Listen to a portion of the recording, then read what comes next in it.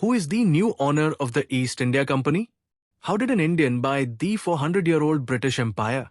Imagine a cold evening with light fog spread across the streets of London. On the wooden door of an old building, a golden nameplate shines, the East India Company. This is the same name that once changed the whole world, that altered the course of India's history, that ruled this country for 200 years, and before which Indian kings, Nawabs, and rulers bowed down. Imagine, one day an Indian knocks on that same door, and when the door opens, it is revealed that the owner of this company is no longer an Englishman, but the same Indian whose country had once suffered under this company's oppression. The scene isn't just historic, it is emotional, as if history is being flipped and rewritten. This is the story of Sanjeev Mehta, and this is the truth that stunned the world. After 400 years, the owner of the East India Company is an Indian. The story begins in 1600 in London. England's Queen Elizabeth I signs a document, a charter that lays the foundation for the world's largest corporate empire, the East India Company. At that time, no one imagined that this company would not only trade, but would one day take over an entire country, India. On 24 August 1608, William Hawkins reaches India. An English ship anchors at the coast of Surat. It was not an ordinary day. This was the day the British stepped into India. But India had not invited them. They came here for business, for spices, tea, silk, indigo, opium. India was a gold mine for Europe. In cold countries, there was huge demand for spices to preserve meat. India's spices began reaching Europe, and the profits fell into the hands of the East India Company. Then came the year 1613, when Jahangir granted the British permission to set up a factory in Surat. India thought at that time, this is good, trade will increase, money will flow. But behind this trade, the company was quietly strengthening its foothold. By 1690, the company had reached Calcutta. Their roots in India were now getting deeper. And then began the game of politics, divide, and power. The British had understood that India was a vast country, but its kings lacked unity. This very weakness gave them power. Divide and rule, instigating kings against each other, turning small disputes into big wars, and gradually capturing authority. All of this happened so quietly that India didn't even realize when a trading company became a political power. A time came when Indians had to take permission from the British to live in their own country. The East India Company had become so vast that the world called it a company with its own army.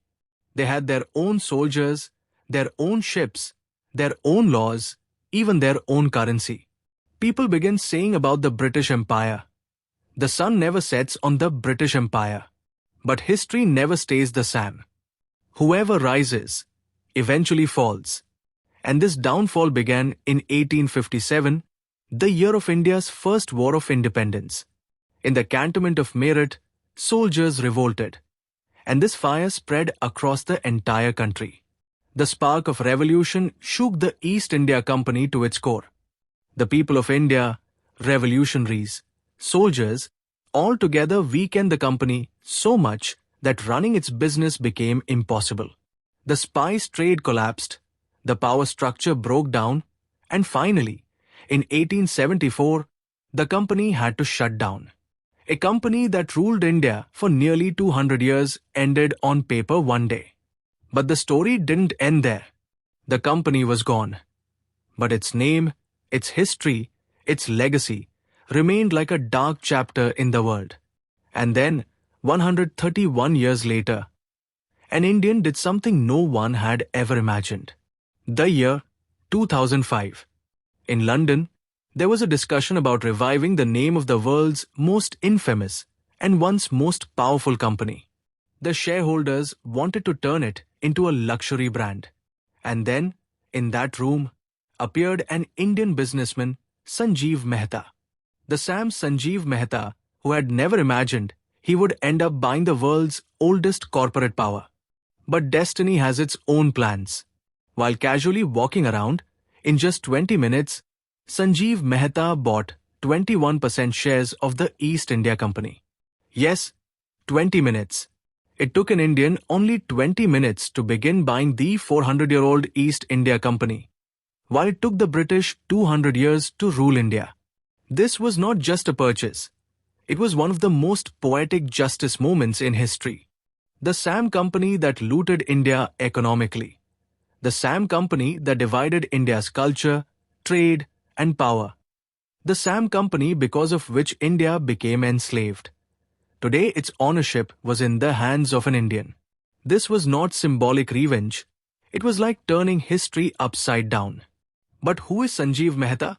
His story is just as fascinating as that of the East India Company. He was born in 1961 into a Gujarati Jain family in Mumbai.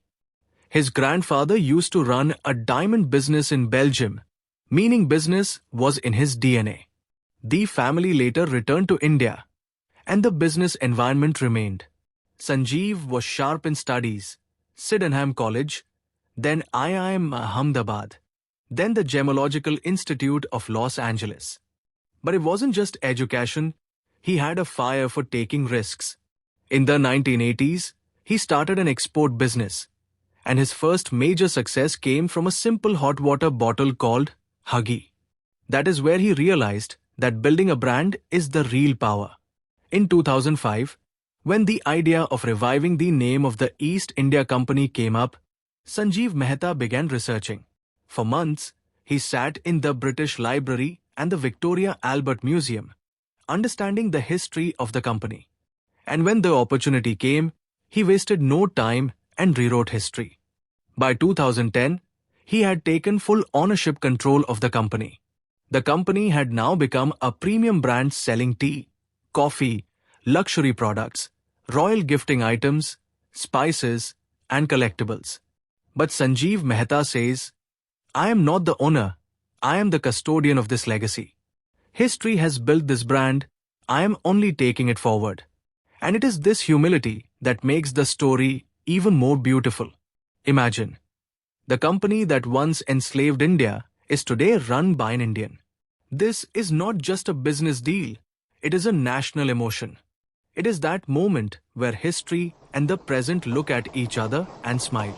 It is the moment that shows us how much time has changed and how destiny can flip the story of an entire civilization and bring it back to its rightful place. Today, the East India Company is a luxury lifestyle brand. Its products are sold all over the world. But this business is not just about profit, it is the business of a symbolic victory. It shows that the new generation of India is not just participating in the global market, but is owning global legacy. When the British came to India, their motive was trade and control. But today, an Indian is sitting at the steering wheel of the same company, with grace, wisdom, and pride. This story is one of pride for every Indian, because history cannot be rewritten every day. But sometimes, one person, one decision, and 20 minutes are enough to rewrite history. If our video has taught you something new, do not forget to like and share this video so that this information can reach others as well. Your likes and shares are a source of inspiration for us. If you have any questions or suggestions, please let us know in the comments. It will be our honor to answer your questions and listen to suggestions. And yes, if you like our content, subscribe to the channel and press the bell icon so that you stay connected with every new story. Thank you. GRT Business YouTube channel sources, news from various news agencies, opinion polls and other public sources.